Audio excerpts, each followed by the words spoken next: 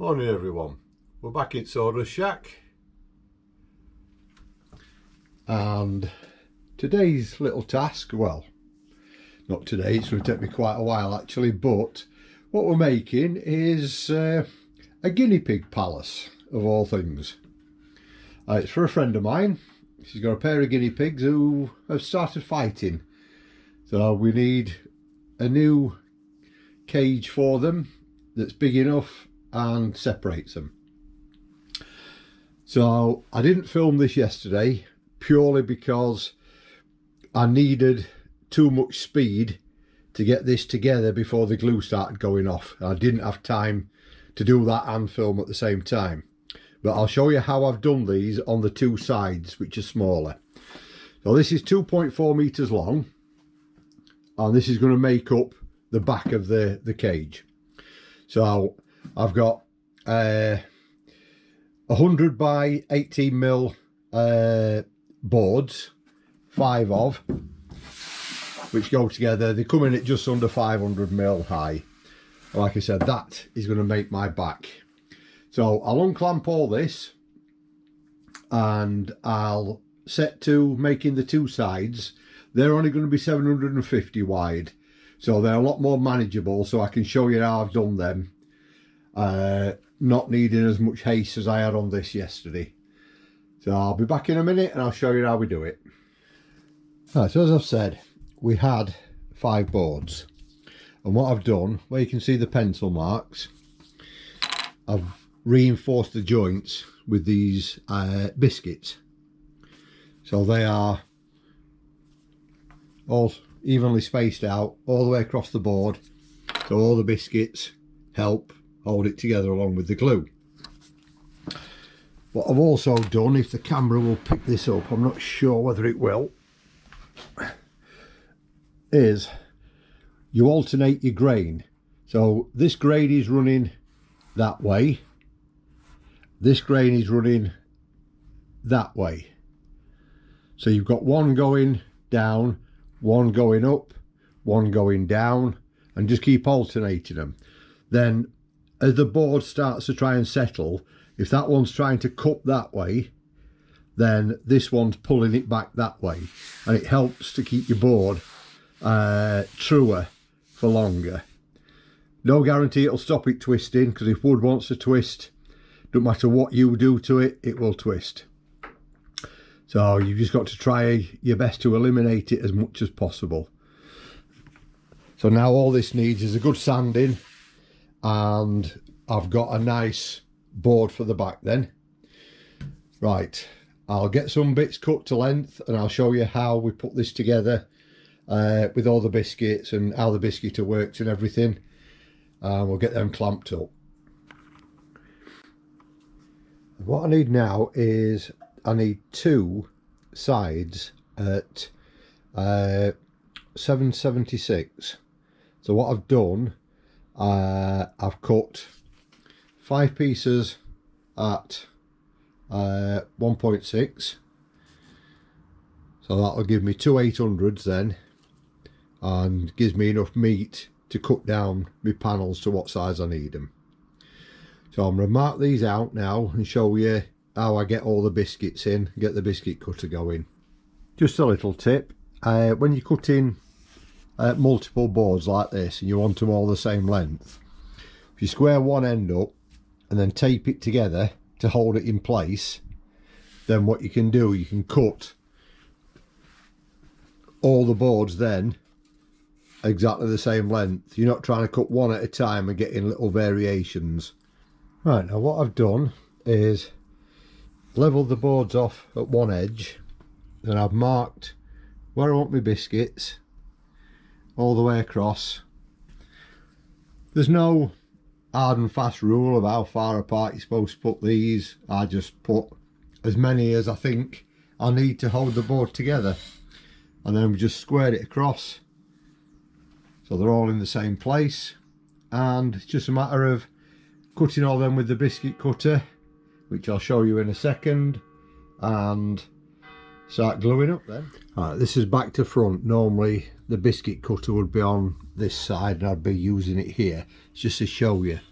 I don't know if the camera's going to pick this up. There's a white line there. So you line that up with your pencil mark. You set the depth so the blade is cutting across the centre of the wood, which I have done. And then you press the machine forward and it cuts half a slot for half the biscuit. And then the same on the other side. I'll set it going and try and record it for you so you can see how it works.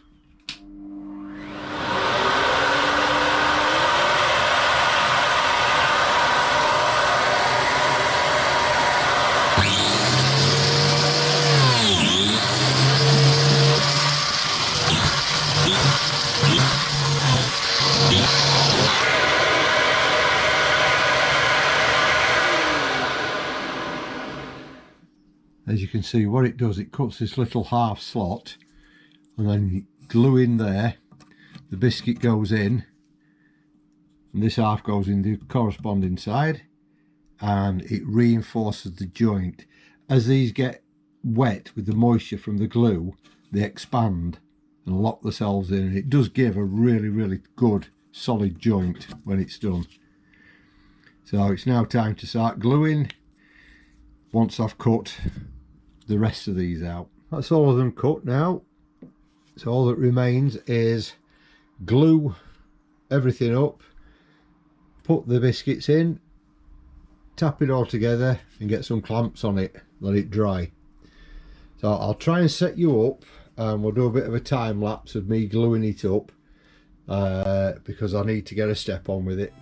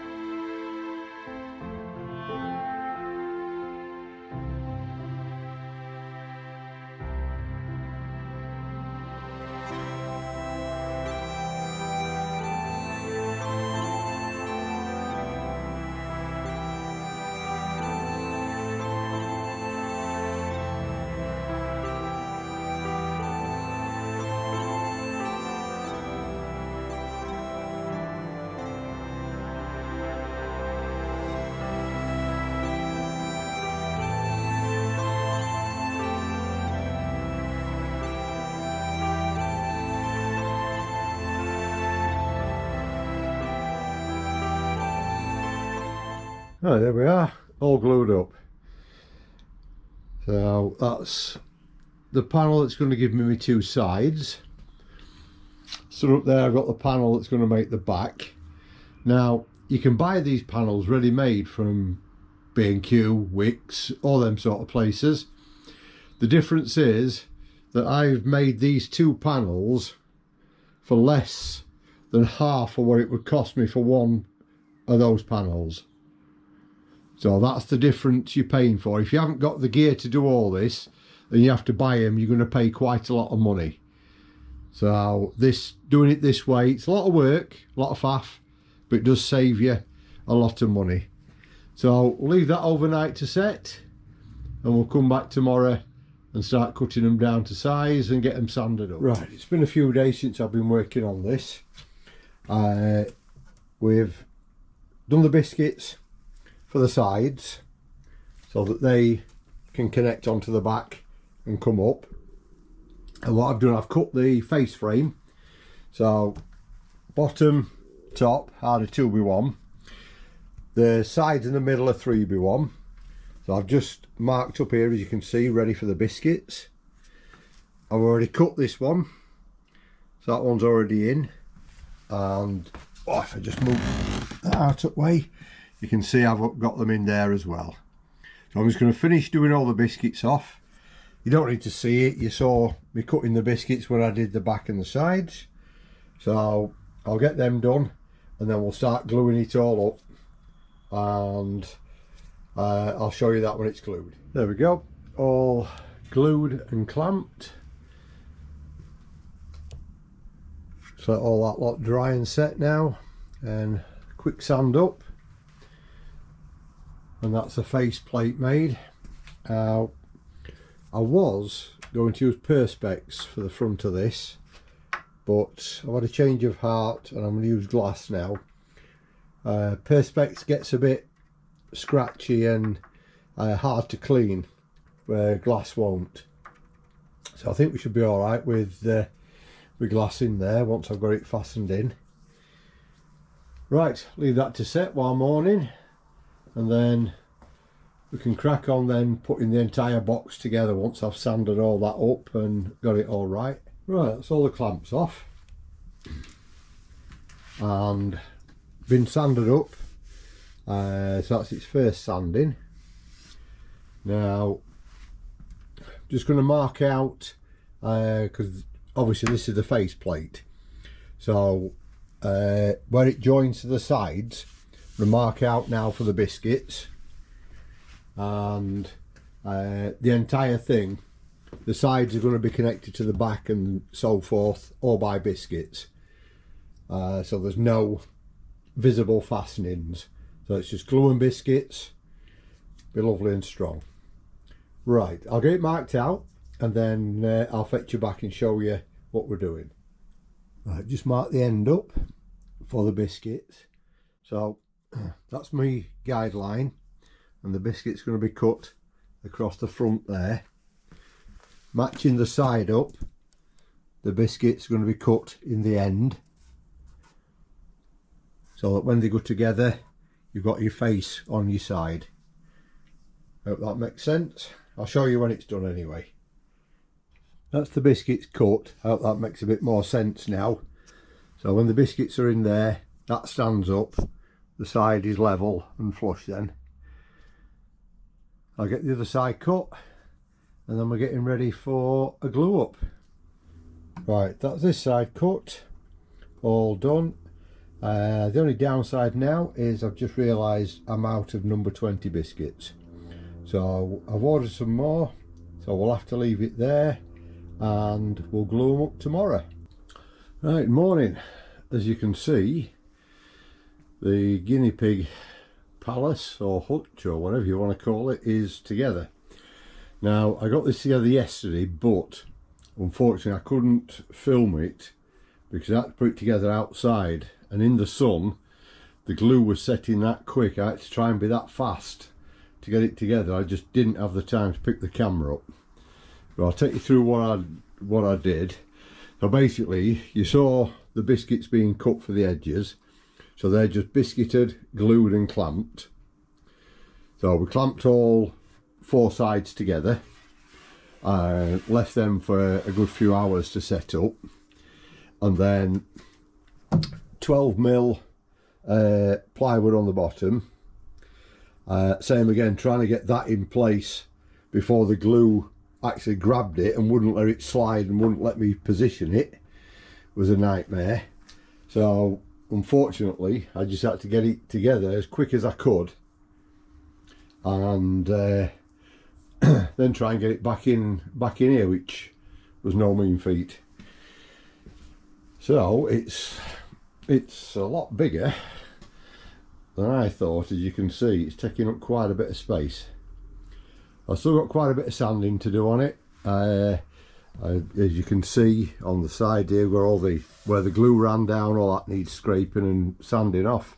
All the edges want sanding, and then we'll start on making all the holders for the glass that's going in the front, and then the centre divider with a mesh in it. So we'll have a look at making all that lot done. So today's task is sanding everything up. Everything needs a really good sanding, and I want to get the divider made, which is going to be a slide out one, so I need to make a couple of runners to go down so it can slide in between it. So I'll get that done, and then it's just making the rebates that are going to hold the glass in, because I'm going to make the glass slide out from the top. So that needs a couple of runners so it can slide in and stop it falling out.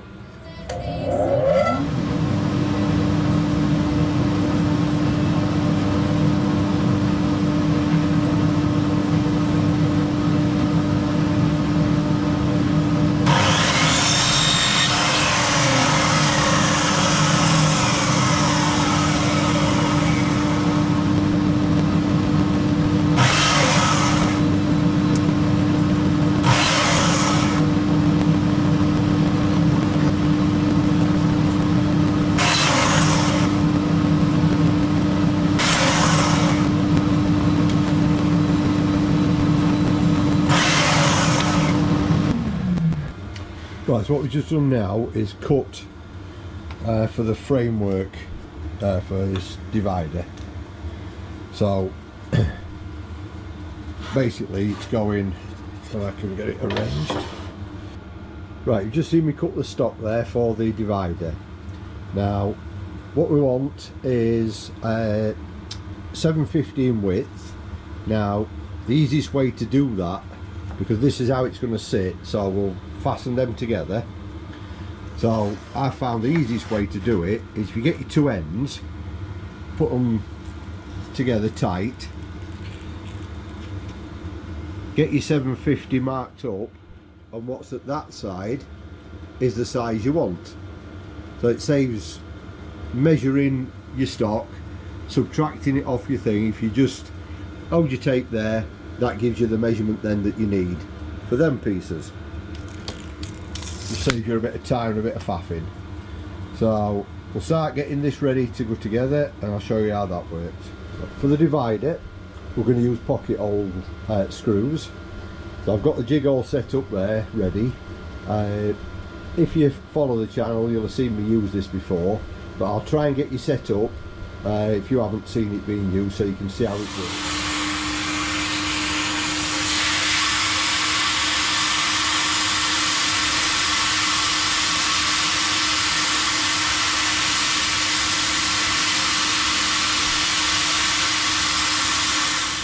Right, so that's what you end up with, and we use these pocket hole screws, which have got the little sort of self-drilling bit on the tip, and they're a pan edge screw, so that goes in there, buries itself into the next piece, holds it nice and tight, and if it's not going to be seen, you just leave that.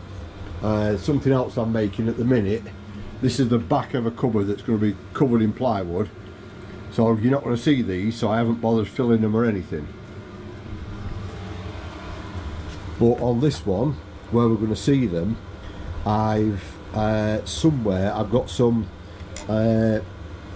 like special cut dowels that go in there to fill them, and then you just sand them off. So I'll show you them and we'll put them in. So I'll get the rest of them cut, and then we'll start putting it together.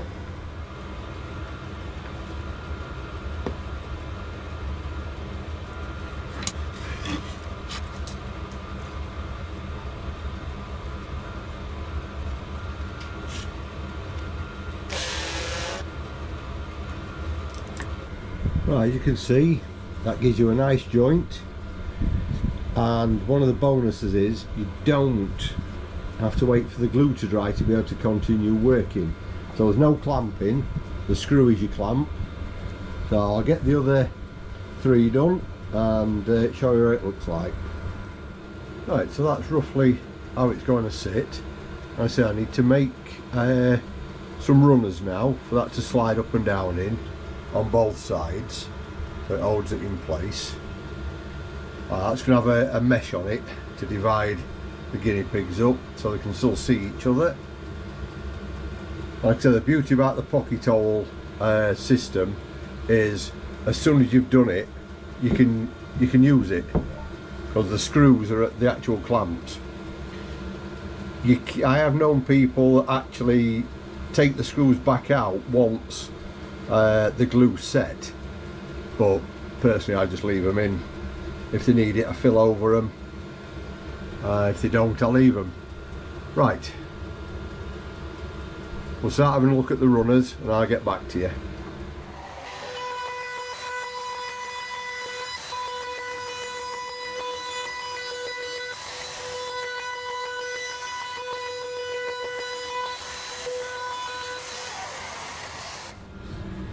Now, as you can see, what we've done is just put a little round over on with your shoulder, all the way around. Just gives it a bit of fancy, that's all. I just want a bit of sanding up now. That's that bit done. What we've used is just a little palm router. We're not taking a lot off, so it's not hard work. If you're taking, obviously if you're taking a lot more meat off, you use a bigger router, but this one, perfect for little jobs like this. Right, just spent the last hour or so sanding all these sides up, getting some filler in where it's needed. So we're all ready for the final sand now. I've clamped the set square to this divider, which keeps me nice and square to this pillar. So now what I've got to do is work out what I need to make the runner, but it's also got to incorporate on this edge a rebate for the glass to slide down into. So it's going to be a twofold job. It's going to hold that in place and hold the glass. I'm just about to start working that out, so I'll fetch you back when I've got an idea of what I'm doing. Right, I got this moulding on yesterday, cover the plywood up and make it look nice on the edge here. As usual, forgot to pick the camera up and show you, but it's literally, I've just glued it on and then pinned it just to hold it like glue sets. It's a boat moulding, it's not what I've made, so nothing too spectacular. Mitered corners round the side, that's it done. So today is just a massive sanding. It's all had a rough sand with 80 grit, but now it needs some fine sanding doing. So if we get all that done, there's no point me showing you that. I might do a bit of a time lapse, I'll see. But it's just sanding it, and I haven't quite worked out how I'm going to reach the back there, but that's a long way off, but we'll get there.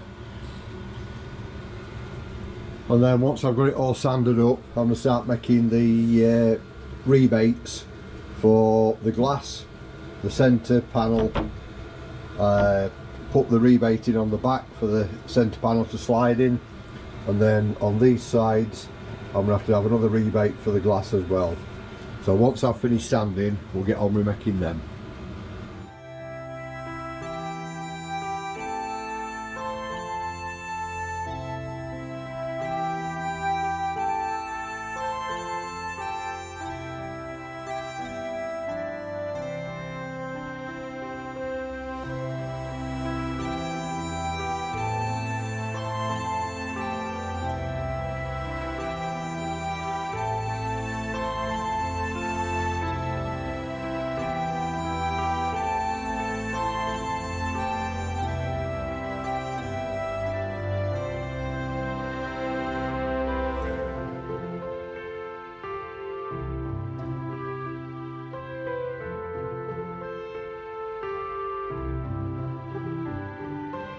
Right, so I've got the divider sort of set in place.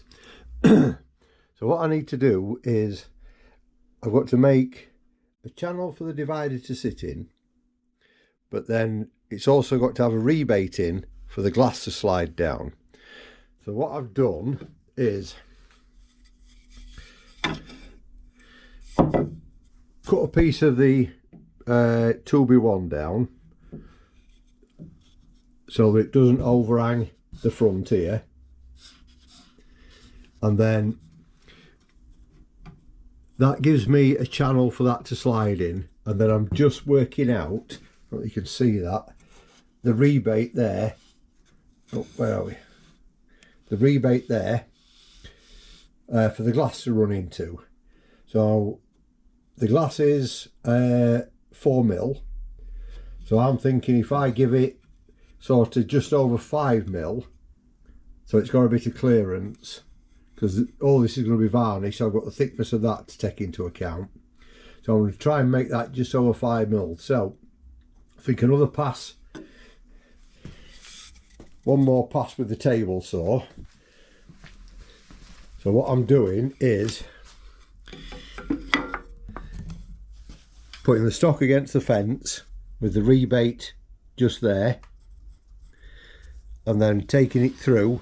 So I just need to move the fence a little bit closer to the blade, run it through again, and that should give me just enough for the glass then to travel up and down freely.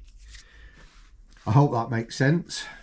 It should do once it's all in place and you can see what I'm trying to achieve. So I'll set this up and then I'll show you how I run it through.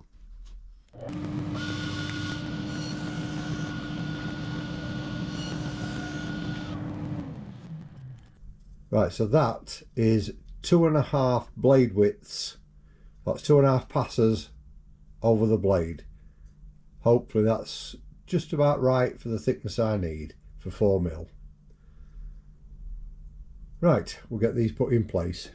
Right, that's all on its final sanding now. Just took me about 1.5 hours to sand all that up, but time I'll never see again. Right, so tomorrow I'm going to pick the glass up, and then I can double check I've got these rebates the right size for it to slide in. Then get them fastened on in here, fasten the stays on the back, then the centre divider can slide in and out, and the glass will be able to slide in and out. Make a stop on this end for glass, and that's it, we're all good then. Right, I'll catch you tomorrow. Right, it's been a few days since we've been working on the guinea pig hutch. Had a change of plan as well. We're not using glass now, we are using perspex. Had a word with the lady who it's for, and she's asked for perspex, so we're going with that. Now, ordering perspex and getting it delivered was another challenge, but it's finally turned up. So now I can get on with altering these sections that we cut to house the glass. Obviously they're going to be different now, so I need to sort them out and get the perspex in place, and then fasten the centre divider in, so that's in place in sliders, and we're away then. That's it done. So I'll get the perspex unpacked and we'll have a look, see how it fits. Not quite sure if it's going to work or even fit. What I'm going to start off with is cutting this rebate off, leaving me with a nice square. And then we'll see how that fastens for the centre support, and hopefully leaves me enough room then for the perspex. So we'll have a look at that first and take it from there. I'll rip that off on table saw and then we'll have a look. Right, you can see we've got the divider rail just in place there. So that now gives me, I've left a little bit from the pencil line. I don't want it too tight for the centre divider because it's got to be varnished and what have you, so need to leave a little bit of room for that, and for the wood to expand and contract in itself. It also leaves me enough room on this side for the perspex to go in. So I'm going to fasten them in now, and then we'll get the other ones on the back done, and that's the centre divider done, and then we can start putting perspex in then. Right, so glued one side up, that's the divider in. Like I said, I need to leave enough room for expansion and varnish.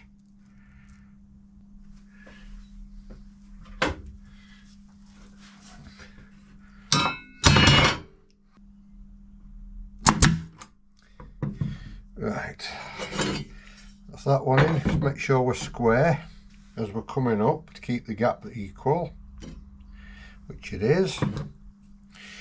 And, right, get one in at the top.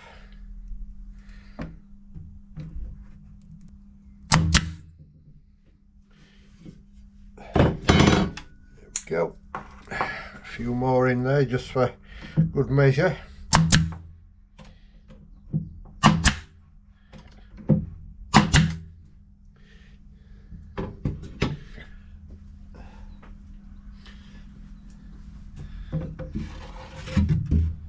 Move that out for a minute, and damp cloth just to get any excess glue off. When it dries, I don't want a blob of glue stopping anything from sliding in and out or bulking anything. Just give it a quick wipe. Right, that's that side done. All I've got to do now is get the corresponding slots on the back for it to sit into, and we're away. I'll get them cut and then I'll show you when it's in. Right, it's having to try and climb in a bit. I've got glue on the other side of this. Same again, just leaving it slightly shy of the pencil line that I've got there. I've got one in the bottom just to hold it in place.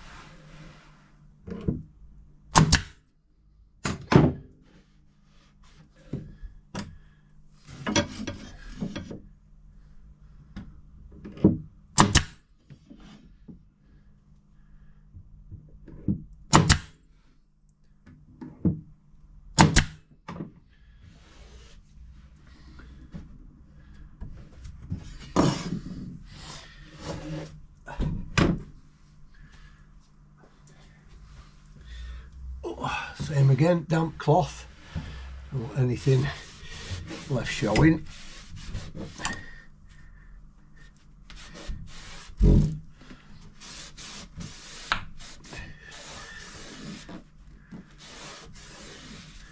Right, let's get the other side in.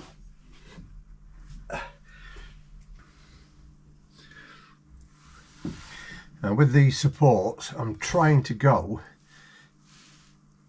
as small a piece as I can, because what I don't want to happen is to take too much space off of the inside of the hutch, albeit it is a very big hutch.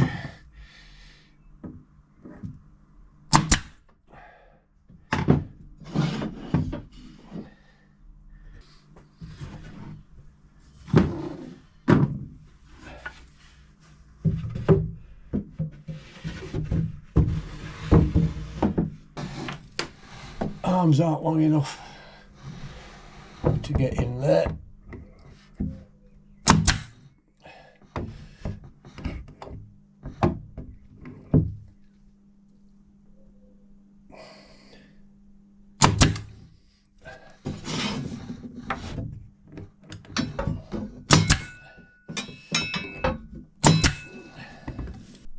Right, there we have it. Let's lift this back out.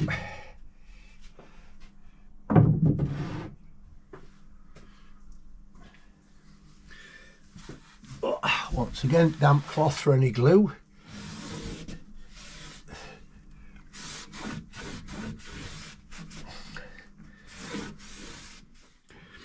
What I've just done is held the perspex on the inside of the frame and then gone round it with a marker pen. Gives me the lines so I know where I can put my screws.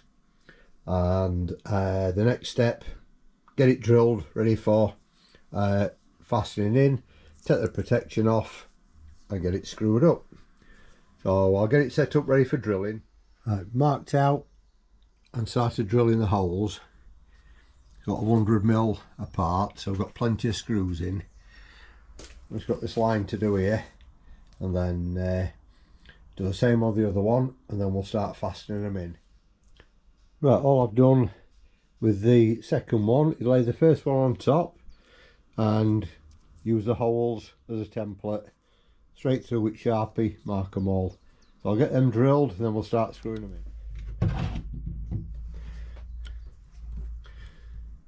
Right, you can see, screwed it all in. That's one piece all in and dusted. Not showing anything, can't see it, but there it is. All in, nice and neat. Let's get this one in now. And she's done. Right, that's the last piece of perspex in. That's it all done. If you've found this at all useful or entertaining in any way, do consider giving us a like and a subscribe. And don't forget to ding the bell so you don't miss any future videos. And we will catch you on the next one. Cheers everybody.